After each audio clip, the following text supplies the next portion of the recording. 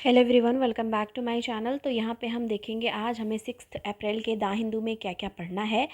और हमारी लाइव जो मैं आपके साथ जो मैंने बोला था स्टडी टुगेदर, तो इसी वाले चैनल पे मैंने शुरू कर दी है। आज से ही शुरू कर दी है। सुबह 2.5 घंटे का सेशन होगा और शाम को 2.5 घंटे का होगा। तो 2 टाइम लाइव रहूँगी, टोटल 5 घंटे, जिसमें आप हमें ज्वाइन कर सकते हैं। सुबह आप समझ लो 11 बजे से, मतलब 10:30 से, हाँ 10:30 to 11 समझ लो। 10:30 से लेके 11 तक शुरू हो जाएगा ये, ठीक है। और यहाँ पे 2 बजे या 2:30 बजे तक ये चीज़ें हो जाएंगी। 2 to 2:30 तक हमारा सेशन पहला जो है सुबह का वो एंड हो जाएगा। तो इस तरीके से आप भी अपना शेड्यूल बना लो कि हम साथ में पढ़ाई कर पाएँ, ठीक है। और जिससे कि अगर कुछ भी हमें डिस्कस करना हो आपको, या मतलब समझ के हम साथ में पढ़ पाएंगे। तो फर्स्ट सेशन हमारा ये इतने बजे से स्टार्ट हो जाएगा। 11:30 से 11 के बीच में शुरू हो जाएगा और 2 to 2:30 के बीच में हमारा ये सेशन ख़त्म हो जाएगा। सेकेंड वाला हम शाम को शुरू करेंगे। वो डिपेंड रहेगा कि किस दिन करना किस दिन नहीं। तो मैं आपको कम्युनिटी वाले पे बता दिया करूँगी। संडे को हमारा क्या रहेगा, ऑफ रहेगा, ठीक है। संडे को हम नहीं पढ़ेंगे क्योंकि उस दिन हम रेस्ट लेंगे। तो ये हमारा 6 डे का शेड्यूल रहेगा, जिसमें हम साथ में कनेक्ट होकर के पढ़ पाएंगे। शाम को भी अगर बात करें तो 7:30 से हमारा शुरू हो जाएगा, ठीक है। और ये भी 10 o'clock या 9:30 तक चलेगा हमारा। तो 2 से 2.5 घंटे हमारा सुबह वाला, 2 से 2.5 घंटे हमारा शाम का रहेगा, जिसमें हम लाइव एक दूसरे के साथ मतलब साथ में कनेक्ट होके स्टडी कर पाएंगे। और उसका एम भी यही रहेगा, स्टडी टुगेदर, ठीक है। तो चलिए हम स्टार्ट करते हैं। आज हमें क्या क्या पढ़ना है। पहला है supreme court says high court order striking down law regulating UP madrasa, ठीक है। तो इसमें क्या चीज़ें करनी है आप ये देखो। इलाहाबाद हाई कोर्ट ने क्या किया है, जजमेंट दिया है which struck down a 20 years old Uttar Pradesh law. जो इसमें है किस चीज़ से रिलेटेड है, regulating madrasa and order transfer of student to regular school. तो इसमें क्या कहा है कि रेगुलर स्कूल में उनको डालने के लिए बोला है। 3 जज बेंच है जो कि जिसको हेड कर रहे हैं chief justice of India DY Chandrachud. उन्होंने डिसाइड किया है to freeze the implementation of high court judgment. उन्होंने क्या कहा है, उन्होंने डिसाइड किया कि वो फ्रीज करेंगे। जो हाई कोर्ट की जजमेंट है इलाहाबाद हाई कोर्ट का, उसे उन्होंने फ्रीज करने का डिसीजन लिया है of March 2022 in an interim order. कि मार्च 2022 में उन्होंने क्या किया था, डिसाइड किया था फ्रीज करने का। As Uttar Pradesh government said it has learn to accept the verdict, ठीक है। State claim to have fought tooth and nails for survival of Uttar Pradesh board of madrasa education act 2004 in the high court, ठीक है। तो ये चीज़ें जो मदरसा से रिलेटेड है, एजुकेशन से रिलेटेड है, तो ये हमारा इम्पॉर्टेंट है, ठीक है। It has now conceded to the high court point of view that the act threaten principle of secularism. ये लाइन याद रखनी। अब जैसे एक चीज़ यहाँ से याद रखनी है कि सेकुलरिज्म वाला आर्टिकल भी हमें तैयार करके रखना है, ठीक है। सेकुलरिज्म वाला आर्टिकल किससे रिलेटेड है, violation of the basic structure. ये आपको पता है केशवानंद भारती केस से। तो हमें ये दोनों चीज़ें बहुत बार हमने डिस्कस करा है, जितनी बार हमारा न्यूज़ में आया है। तो ये वाला भूलना आपको बिल्कुल भी नहीं है कि इसमें जो ये मदरसा वाला न्यूज़ है उसमें देखो आया ना कि ये मदरसा, स्टेट गवर्नमेंट, सारी चीज़ें आई। लेकिन आपको क्या 2-3 चीज़ें याद रखनी है। चेक एंड बैलेंस वाला प्रिंसिपल आपने पढ़ा होगा, जिसमें कोर्ट जो होता है वो चेक एंड बैलेंस करता है जो भी ऑर्डर, चाहे वो सेंट्रल गवर्नमेंट का जो भी चीज़ें आई रहती हैं पॉलिसी और रेगुलेशंस, या फिर स्टेट गवर्नमेंट की। तो चेक एंड बैलेंस के लिए high court and supreme court होता है। अब हाई कोर्ट का कोई भी डिसीजन है उस पर भी अगर किसी को एक्शन लेना हो तो वो सुप्रीम कोर्ट करता है। ये सब हमको पता है, ओके। तो यहाँ पे क्या कहा जा रहा है कि ये क्या करेगा, थ्रेटन करेगा सेकुलरिज्म को और बेसिक वायलेट करेगा basic structure of the constitution को, ठीक है। तो जो एडिशनल सॉलिसिटर जनरल है KM नटराज उत्तर प्रदेश, उन्होंने कहा course of instruction provide in madrasa did not involve broad based subject such as math. तो उनका कहना है कि वहाँ पे मैथ, साइंस, सोशल साइंस नहीं पढ़ाया जा रहा है। But the court countered the state logic asking how the striking down of a law regulating madrasa would ensure that students were interested in math instructed मतलब इंस्ट्रक्ट मतलब पढ़ाया जा रहा है उन्हें math, science, language and history, ठीक है, कि मतलब इसके बेसिस पे आप ये चीज़ नहीं डिसाइड कर सकते हैं, उनका ये कहना है। हालांकि इसका एक काउंटर भी निकलता है कि आप ये इंश्योर करो वहाँ पे जा करके कि ये पढ़ाई सही से हो रही है कि नहीं। The court said if the state had the legitimate public interest in all students including those in madrasa, it ought to ensure that they have received education of requisite quality and standard which make क्या बता रहा है which make them qualified to pursue a dignified existence, ठीक है। तो ये भी चीज़ें यहाँ पे जो हैं वो बताई जा रही हैं। फिर आगे हम यहाँ से देखेंगे issuing to the state of Uttar Pradesh the court said it would hear detailed argument in the second week of July. तो उन्होंने बोला है सेकेंड वीक ऑफ जुलाई में वो क्या करेंगे, डिटेल्ड इस पे जो है वो हियरिंग होगी और डिटेल्ड आर्ग्यूमेंट इस पे किया जाएगा। फिर दूसरा हमारा न्यूज़ है ये, India abstained from UNHRC vote that called upon Israel for immediate ceasefire in Gaza. तो सीज़ फायर कहाँ पे इमीडिएट सीज़ फायर देखने को मिला है, गाजा में। तो उससे रिलेटेड भी कुछ चीज़ें हैं जो हम देखेंगे। कहा जा रहा है India on Friday abstained on resolution, ठीक है। अब ये चीज़ें हैं जो वो तो है ही, ठीक है, कि India on Friday abstained on resolution at the United Nations Human Rights Council that called upon Israel for an immediate ceasefire in Gaza and the member state to implement an arms embargo which was adopted by 47 member council। तो ये adopt किसके द्वारा किया गया है, 47 member council के द्वारा इसको अडॉप्ट किया गया है। एक चीज़ और देखो, कहा जा रहा है while India's abstention is believe to be in the line which previous voted on any HRC solution that called for accountability, it did vote in favour of 3 other resolution. कौन कौन सा है वो other resolution, that criticize Israel for human right violation against Palestinian Israel occupation of Syrian Golan.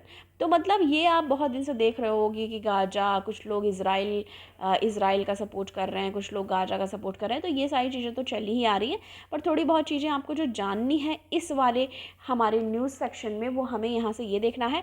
All 4 regulations were introduced at HRC in Geneva by Pakistan on behalf of Organization for Islamic Cooperation। ये line याद रखनी है, ठीक है, कि all जो 4 resolution है introduce किया गया है HRC में इन जिनेवा, किसके द्वारा, by Pakistan, on behalf of, Pakistan ने इसको इंट्रोड्यूस किया और किसके बिहाफ में, behalf of organisation for Islamic cooperation, ठीक है, इस्लामिक कोऑपरेशन के बिहाफ पे उन्होंने क्या मतलब पाकिस्तान ने क्या किया है, इंट्रोड्यूस किया है,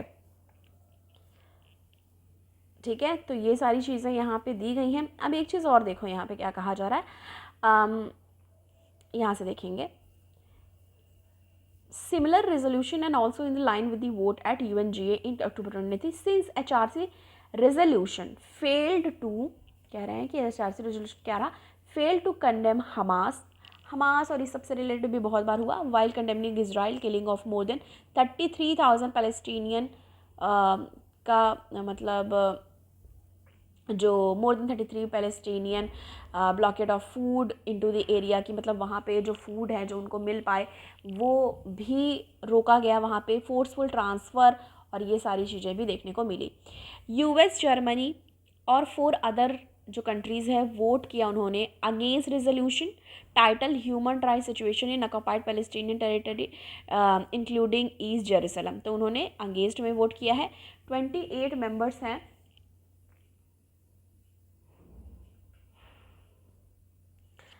28 मेंबर्स हैं, इंक्लूडिंग, देखो यहाँ पे देखो, पहले ये वाला देखेंगे हम। Okay, India joined France and Japan among 13 countries that abstained। However 28 members, जिसमें कौन कौन है, Bangladesh, China, Maldives, UAE, Indonesia voted in favour. तो इन लोगों ने किस में फेवर किया है, फेवर में वोट करा है, और US, Germany and 4 other countries ने अगेंस्ट रेजोल्यूशन वोट करा है। India voted for 3 resolution that were adopted with large majority on right of Palestinian people of self discrimination, human right in occupied Syria Golan and Israel settlement in the occupied Palestinian territory including east Jerusalem and in occupied Syrian Golan. तो इसके लिए करा हुआ है। आगे आएंगे हम, ये सब हमने करा। उसके बाद कौन सा है हमारा, ये है respond to FCRA plea by NGO court tell centre. तो दिल्ली हाई कोर्ट ने फ्राइडे आस्क्ड दी सेंटर, तो उन्होंने सेंटर से पूछा, Delhi high court on Friday asked the center to respond to a petition by NGO Environics Trust challenging the cancellation of registration under the foreign contribution regulation act. आपको पता है economy में FCRA बहुत ज़्यादा इम्पॉर्टेंट है। इस पर अभी मैं आपको दिखाऊंगी भी, जो मैं यहाँ पे नोट्स बना रही हूँ, मतलब मैं लाइव वाला जो हमारा चल रहा है जिसमें हम लाइव स्टडी करेंगे साथ में, उसमें मैं आपको दिखा दूंगी कि क्योंकि आपको जो लोग लाइव में कनेक्ट होते होंगे या वैसे भी कनेक्ट हो रहे हैं उनको पता होगा कि अभी मैं इकोनॉमिक सेक्शन अपना कर रही हूँ, तो FCRA उसमें मेन पॉइंट में आता है। ठीक है, court asked the centre to file a reply within 4 hour. ये इंपॉर्टेंट है, कोर्ट ने क्या कहा है सेंटर को कि रिप्लाई दे 4 वीक के अंदर। ठीक है, council for the NGO said cancellation order was pass by centre. तो काउंसिल फॉर द NGO ने कहा है कि जो कैंसिलेशन ऑर्डर है वो पास किया गया है सेंटर के द्वारा विदाउट हियरिंग ऑर्गेनाइजेशन। तो एक तरीके से ये चीज़ें हैं जो कोर्ट की तरफ से कही गई हैं कि उन्होंने पास कर दिया ऑर्डर, लेकिन बिना सुने सेंटर विदाउट हियरिंग दी ऑर्गेनाइजेशन की उनकी सुनी नहीं और उसके ऑर्डर पास कर दिया। The central council said the petition was not maintain as there was another remedy of appeal available to the NGO। ठीक है, तो उस पर देखो क्या जवाब देती है, respond to SBA plea by the NGO court tell centre, कि उनको जवाब देने को बोला गया है कोर्ट की तरफ से सेंटर को, क्योंकि उन्होंने NGO को ना सुनते हुए ही अपना ऑर्डर जो है वो पास कर दिया था। आगे आ जाएंगे, जो हमारे एग्ज़ाम के पॉइंट ऑफ व्यू से है हम मोस्टली वही डिस्कस करते हैं, आपको ये ऑलरेडी पता होगा। 8% growth project for the India tills 2047 is not our says IMF। इसमें देखेंगे क्या कहा जा रहा है, the recent remark of Krishna Murthy Subramanian, executive director हैं इंटरनेशनल मॉनेटरी फंड के, about India's growth figure does not present the view of the IMF and were in his role as India's representative at the global body। तो उन पे question पूछा गया तो उन्होंने चीज़ें बताई हैं जो कन्वे की है, द व्यूज़ कन्वे। तो यहाँ पे कुछ चीज़ें उन्होंने कही है। Mister Subramaniam at an event in Delhi, तो इवेंट था दिल्ली में, उस दौरान उन्होंने कहा है March 28, new Delhi on March 28 event में कहा, he said that the India's economy could grow at 8% till 2047, कि हाँ ग्रो कर सकती है if the country redouble the good policies। ठीक है, तो ये कर सकती है, वहाँ तक पहुँच सकती है, and that it has implemented over the last 10 years and accelerate reforms। ठीक है, तो उन्होंने अपनी चीज़ें बोली है यहाँ पे। और क्या कह रहे हैं, so the basic idea is that with the kind of growth that India has registered in the last 10 years, if we can redouble the good policies, कि मतलब रीडबल कर सकते हैं good policies that we have implemented over the last 10 years and accelerate reform, then India can grow at 8% from here on till 2047। की कह रहे हैं कि अगर रीडबल करें गुड पॉलिसीज़ और इम्प्लीमेंट कर जो दैट वी हैव इम्प्लीमेंटेड, मतलब उन्होंने अपना काउंटर दिया है, तो कह रहे हैं हाँ वो ग्रो कर सकती है at 8% from here on till 2047। क्योंकि एक तरीके से सेंटर की तरफ से ये भी कहा गया है कि हम डेवलप्ड कंट्री बना देंगे 2047 तक, तो उसके काउंटर में भी ये सब क्वेश्चंस पूछे जा रहे हैं। कहा जा रहा था IMF would be updating it's world economic outlook in the next couple of weeks, तो ये भी वो करने वाले हैं, फिर हम उस पर भी डिस्कस करेंगे। Government appoint new presiding officer, ये न्यूज़ इंपॉर्टेंट है किसके पॉइंट ऑफ व्यू से, polity and governance, specially polity, क्योंकि आपको पता है प्रेसाइडिंग ऑफिसर और ये सब हमें पढ़ना रहता है। तो क्या कहा जा रहा है, the centre appoint a new presiding officer, कि सेंटर न्यू प्रेसाइडिंग ऑफिसर यानी टेक्निकल मेंबर लिया है for the security appellate tribunals के लिए। ठीक है, that had been function with a single member for more than 3 months। ठीक है, तो इसके लिए उन्होंने अपॉइंट करा हुआ है। Justice PS Dinesh Kumar, former CJ chief justice of Karnataka high court है, वो has been appointed as the presiding officer. तो ये वाली लाइन यहाँ से आपको याद रखनी है कि जस्टिस PS दिनेश कुमार को, जो कि फॉर्मर मतलब पहले रह चुके हैं chief justice Karnataka high court के, उनको उन्होंने अपॉइंट करा है प्रेसाइडिंग ऑफिसर के तौर पर। ठीक है, Dheeraj Bhatnagar retired principal chief commissioner हैं IT दिल्ली के, वो टेक्निकल मेंबर होंगे। तो 2 लोग को अपॉइंट करा गया है, एक प्रिसाइडिंग ऑफिसर और दूसरे IT दिल्ली के जो प्रिंसिपल चीफ कमिश्नर रिटायर्ड हो चुके हैं, प्रिंसिपल चीफ कमिश्नर, वो भी फॉर्मर CJ थे यानी कि चीफ जस्टिस। तो दोनों को, एक लोग को टेक्निकल मेंबर और दूसरे को प्रिसाइडिंग ऑफिसर चुना है सेंटर ने।